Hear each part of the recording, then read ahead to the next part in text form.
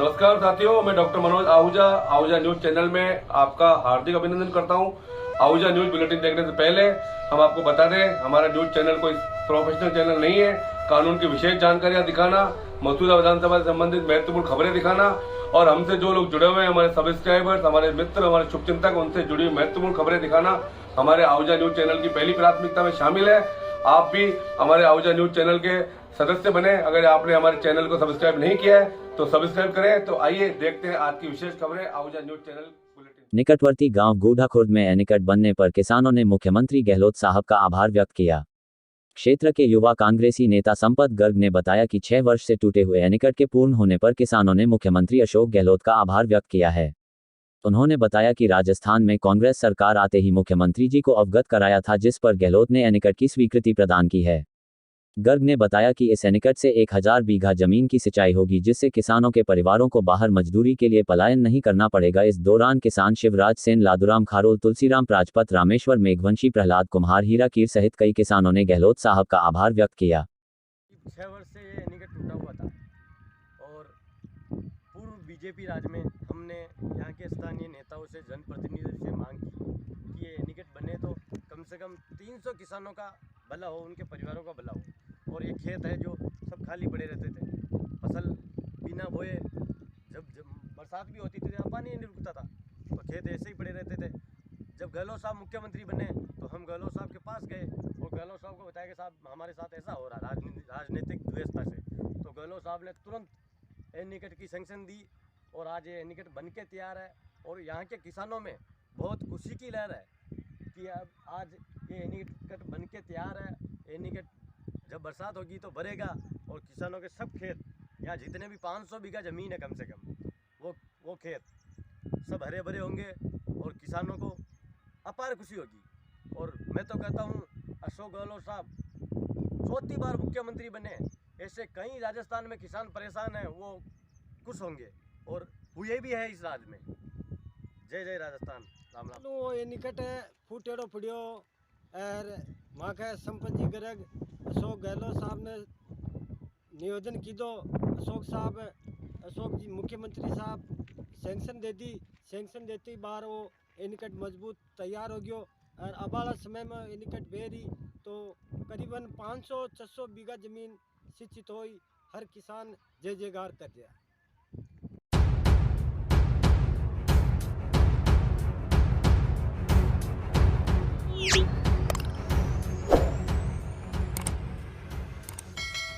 राजस्थान अधिवक्ता कल्याण कोष की न्यासी समिति की बैठक रविवार 2 अप्रैल को बॉ काउंसिल ऑफ राजस्थान के कार्यालय में श्री घनश्याम सिंह राठौड़ की अध्यक्षता में वर्चुअल उपस्थिति के संपन्न हुई।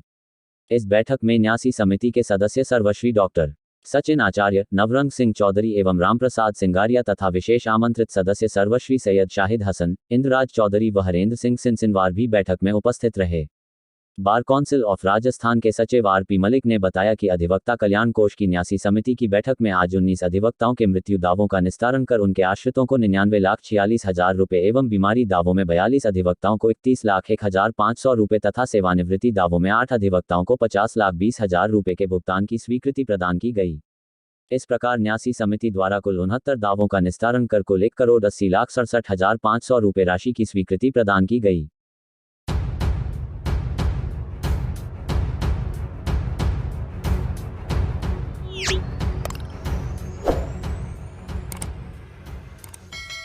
राजस्थान उच्च न्यायालय जयपुर के पूर्व अध्यक्ष व बार काउंसिल ऑफ राजस्थान के को चेयरमैन भुवनेश शर्मा ने शुक्रवार को नई दिल्ली में भारत सरकार के केंद्रीय रक्षा व पर्यटन राज्य मंत्री श्री अजय भट्ट जी से शिष्टाचार भेंट कर संगठन से जुड़े विभिन्न विषयों पर चर्चा की। प्रदेश के जयपुर, उदयपुर, जैसलमेर सहित अन्य शहरों में पर्यटन से संबंधित सेवाओं के विस्तार पर भी चर्चा की। इसके साथ ही शर्मा ने भट्ट को राजस्थान भ्रमण का निमंत्रण भी दिया, जिस पर केंद्रीय मंत्री भट्ट ने शीघ्र ही राजस्थान में आने का आश्वासन दिया।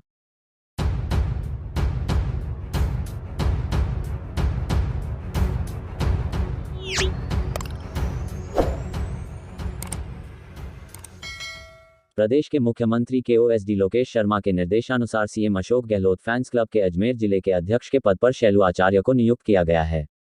इस नियुक्ति के बाद शैलू आचार्य ने माननीय मुख्यमंत्री अशोक गहलोत, KOSD लोकेश शर्मा का हार्दिक आभार प्रकट किया और फैंस क्लब के प्रदेश अध्यक्ष ऋषि कुमार व्यास का भी हार्दिक आभार प्रकट किया। शैलू आचार्य ने कहा कि जो जिम्मेदारी उन्हें दी है उसे पूरी निष्ठा, लगन और मेहनत से निभाएंगे। अजमेर जिला लेवल पर पार्टी को और मजबूती प्रदान करेंगे।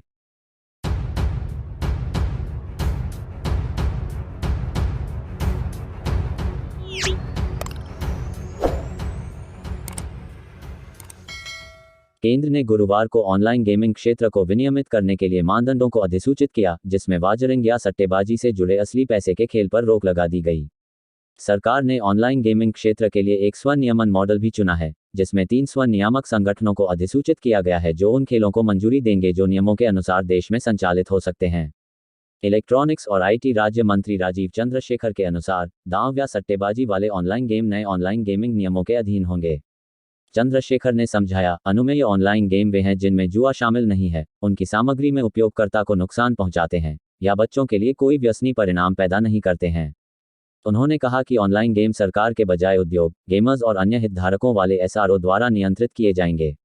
नियमों के अनुसार एसआरओ में एक शिक्षक, एक मनोवैज्ञानिक या मानसिक स्वास्थ्य विशेषज्ञ, एक व्यक्ति जो बच्चों के अधिकारों की सुरक्षा से संबंधित संगठन का सदस्य या अधिकारी है या रहा है, आदि को भी शामिल करना चाहिए। मंत्री ने कहा, यह एक सक्षम ढांचा है जो भारत में ऑनलाइन गेमिंग स्पेस में गंभीर और महत्वपूर्ण वृद्धि की अनुमति देगा, जो एक बहुत बड़ा अवसर है। ऑनलाइन गेमिंग नियमों को 2021 आईटी नियमों में संशोधन के रूप में जोड़ा गया है। ऑनलाइन गेमिंग स्वनियामक निकाय नियमों के अनुसार ऑनलाइन असली पैसे के खेल में किसी भी परिणाम पर दांव लगाना शामिल नहीं है, तो ऑनलाइन असली पैसे के खेल की अनुमति दे सकता है। मंत्री ने कहा कि अगर एसआरओ नियमों का पालन नहीं करते हैं तो उन्हें डिनोटिफाई कर दिया जाएगा। आईपीएल क्रिकेट मैचों के परिणाम के आधार पर मौद्रिक पुरस्कार का वादा करने वाले कुछ ऐप्स के बारे में पूछे जाने पर मंत्री ने कहा कि असली पैसे से जुआ खेलने की अनुमति है, लेकिन ये तब अवैध हो जाता है जब खेल के परिणाम पर पैसा लगाया जाता है और कोई भी एसआरओ जो ऐसे खेलों की अनुमति देता है नियम तोड़ रहा है। अधिसूचित नियमों के अनुसार एसआरओ को उपयोगकर्ताओं को गेमिंग की लत, वित्तीय नुकसान और वित्तीय धोखाधड़ी के जोखिम से बचाने के लिए अपनी वेबसाइट पर एक रूपरेखा प्रकाशित करनी चाहिए। फ्रेमवर्क में एक गेमिंग सत्र के लिए एक उचित अवधि से परे उच्च आवृत्ति पर बार बार चेतावनी संदेश शामिल होना चाहिए। साथ ही उपयोगकर्ता द्वारा परिभाषित समय या धन सीमा तक पहुंचने पर उपयोगकर्ता को खुद को बाहर करने की क्षमता भी शामिल होनी चाहिए। कुछ राज्यों ने निवासियों के बीच आत्महत्या और नशे की लत की खबरों के जवाब में ऑनलाइन फैंटेसी गेमिंग प्लेटफॉर्म पर प्रतिबंध लगा दिया है। चंद्रशेखर के अनुसार कोई भी राज्य जो वैध रूप से सट्टेबाजी या जुए पर नकेल कसने का प्रयास कर रहा है, उसे पता चल जाएगा कि ये नियम जो कुछ भी कर रहे हैं उसके लिए अल्ट्रा वायर्स नहीं है। मंत्री ने कहा, कोई भी क्षेत्राधिकार जो सट्टेबाजी से परे मानदंडों के आधार पर काटने का प्रयास कर रहा है और कानूनी और अवैध के संदर्भ में चयनात्मक है, हमने ये स्पष्ट कर दिया है कि क्या अनुमेय है और क्या अनुमेय नहीं है। नियमों के अनुसार वास्तविक धन से जुड़े खेलों को केवाईसी मानदंडों का पालन करना चाहिए।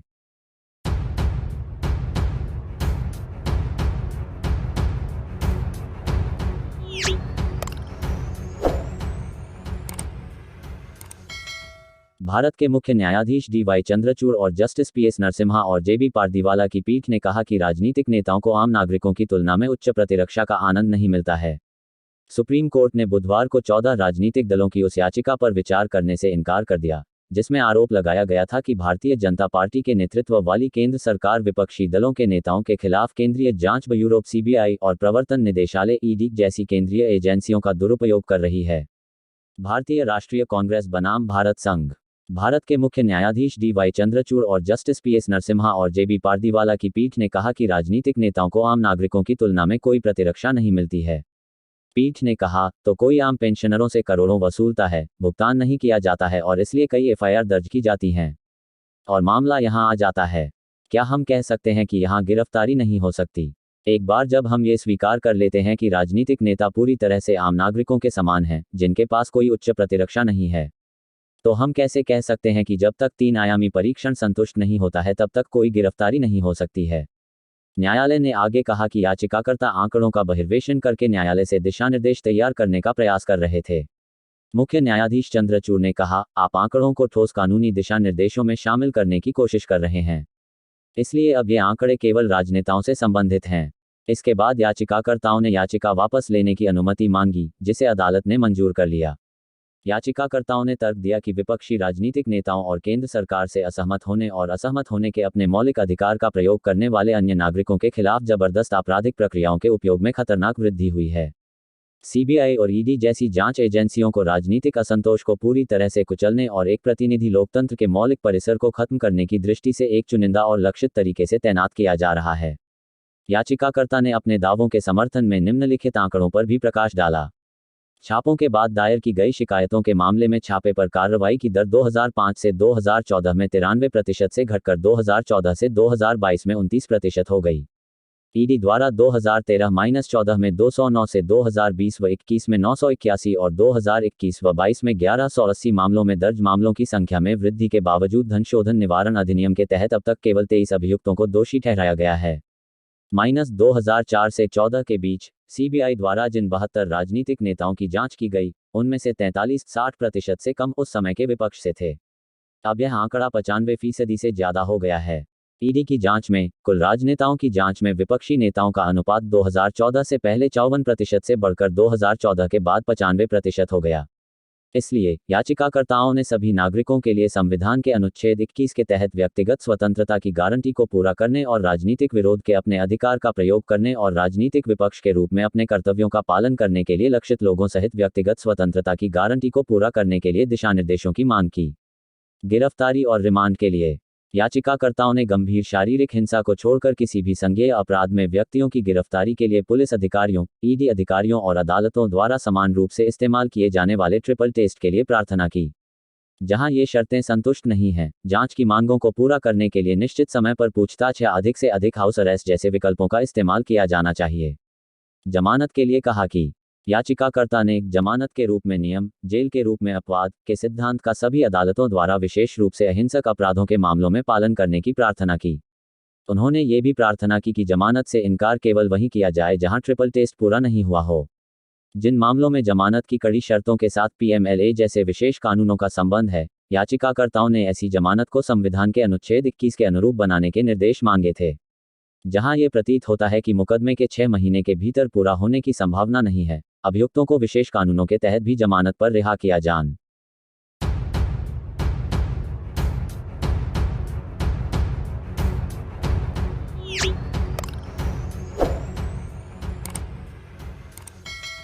लायंस क्लब विजयनगर द्वारा हनुमान जन्मोत्सव पर स्टेशन वाले बालाजी मंदिर पर भगवान बजरंगबली के मावे व ड्राई फ्रूट से बना केक चढ़ाया गया, जिसका भगवान बजरंगबली के भोग लगाने के बाद क्लब सदस्य लॉयन चंद्रशेखर शर्मा के जन्म दिवस के अवसर पर मंदिर में पधारे सभी भक्तों को प्रसाद के रूप में केक वितरण किया गया। क्लब सदस्यों द्वारा लॉयन चंद्रशेखर शर्मा का स्वागत, अभिनंदन करें, जन्म दिवस की हार्दिक बधाई व शुभकामनाएं भी प्रेषित की गई। इस अवसर पर लायंस क्लब विजयनगर के सदस्यों ने हनुमान जन्मोत्सव पर आयोजित विभिन्न कार्यक्रमों का आनंद लेते हुए हनुमान भक्ति व आराधना कर महाआरती भी की। इसी अवसर पर लायंस क्लब विजयनगर द्वारा हनुमान मंदिर ट्रस्ट के सदस्य द्वारा मंदिर का विकास कार्य कराने व हनुमान जन्मोत्सव के विभिन्न धार्मिक कार्यक्रमों के शानदार आयोजन कराने व मंदिर में चांदी का संपूर्ण कार्य करवाने पर हनुमान मंदिर ट्रस्ट के अध्यक्ष श्याम नागौरी, लान संजय शर्मा, रामपाल तोशनीवाल, धनराज कावड़िया, सोहन कावड़िया, ज्ञान भंडारी, दिलीप मेहता, मंदिर पुजारी व समस्त पदाधिकारियों का क्लब सदस्यों ने दुपट्टा पहनाकर स्वागत व अभिनंदन किया। इस अवसर क्लब अध्यक्ष एडवोकेट नवीन कुमार सोनी, सचिव विमल कोठारी, कोषाध्यक्ष Vijay Chhipa, Rajendra Dhanopia, Rajesh Gattani, Shravan Nagauri, doctor A K. Vishwas, Vishwanath Parashar, Rajesh Toshniwal, doctor S S. Agarwal, Inder Sadhnani, Chandrashekhar Sharma, Ashok Kumar, Amit Upadhyay, Mahavir Tailor, Sanjay Sharma, Rajkumar Bindal, Ashok Soni, Devilal Soni, Sudhir Sharma, Nirmal Jain, Mahendra Solanki, Mahavir Tailor, Krishnakant Tripathi, Deepika Soni, Nirmala Sharma, Kamlesh Soni, Deepmala Chhipa, Anjana Gattani, Ishika Aswani, Anita विश्वास, कृष्णा बिंदल, संध्या कुंभ, प्रीति शर्मा, आभा अग्रवाल, स्नेह तोशनीवाल, उर्मिला धनोपिया, रेखा त्रिपाठी, रक्षिता शर्मा सहित बड़ी संख्या में लायंस क्लब विजयनगर के इत्यादि कई पदाधिकारी व सदस्य मौजूद थे।